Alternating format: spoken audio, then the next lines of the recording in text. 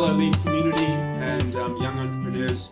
I have a quick video for you and I'm trying something new. I'm trying mind map software, so I thought I'd present it via mind map. So it's all about moving from a consumer to a creator. I've been thinking about this a lot and I just wanted to share some thoughts with you. So our society is optimized for consumption. The impact of this and the solution I'm going to get to in a minute, but let's just unpack this a bit. We have this passive identity formation, and a primary thing that comes to mind is obviously social media, all of the apps we have, Instagram, Facebook, TikTok, etc., etc. We're consuming and consuming, and as we do this, we begin to identify ourselves as passive consumers of the world of information. You could argue that that's engineered distraction in some sense. I know that the software developers in Silicon Valley most likely have engineered this to be a very, very distracting and engaging. So it's the short-term dopamine hit. It's the comfort over competence that starts to develop. It's this addiction and familiarity with the comfortable world of passive consumption. Now, what's the impact of this? I had a few thoughts. I'm trying out this new mind map software, just by the way, just thought I'd test it out here in the true spirit of lean. So you get this compliant mindset. So, and related to this is this thing called lifestyle creep. I don't know if you've heard of the term lifestyle creep, but I heard it on a podcast. I think it was The Diary of a CEO the other day, where no matter how much you earn, no matter what pay increase or pay increment you go up in this world, you find new ways of spending that money, whether it be subscriptions, a better car, more house payments for things you've bought, etc. So there's this thing called lifestyle creep, which is related and goes along with passive consumption. There's also this best case of you feeling like you're an employee at best, and a lot of people are. There's nothing wrong with being an employee, don't get me wrong. I've been an employee for most of my working life, but to see it as the ceiling and as something that you can't get past is a limitation. It reduces your agency. You put all your eggs in one basket. Now, where does lean come in?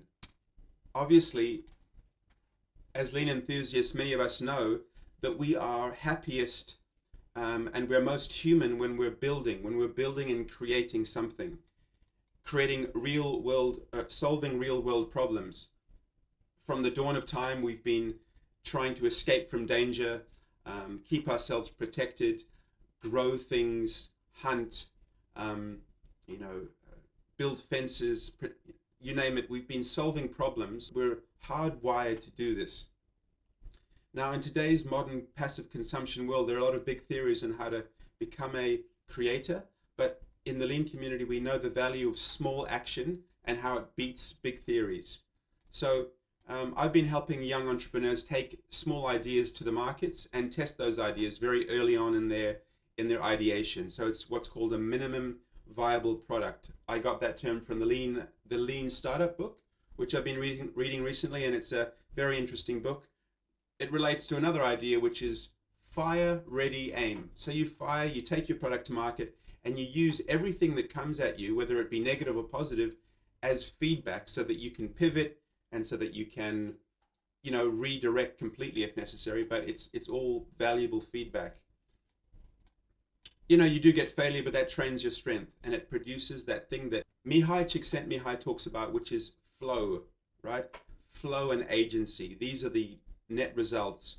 And I argue that in this extreme uncertainty, this world of extreme uncertainty which entrepreneurs and people are faced with, flow and agency are the antidote. So that's that. It shows how lean is, in my mind, part of the antidote, creating young people and creating adults as well that understand that we are in a society where we're optimized for comfort, and the impact of that is not small, and that lean has some of the solutions to create this life where we have agency and flow. That's that. Thanks for listening. I'll see you next time.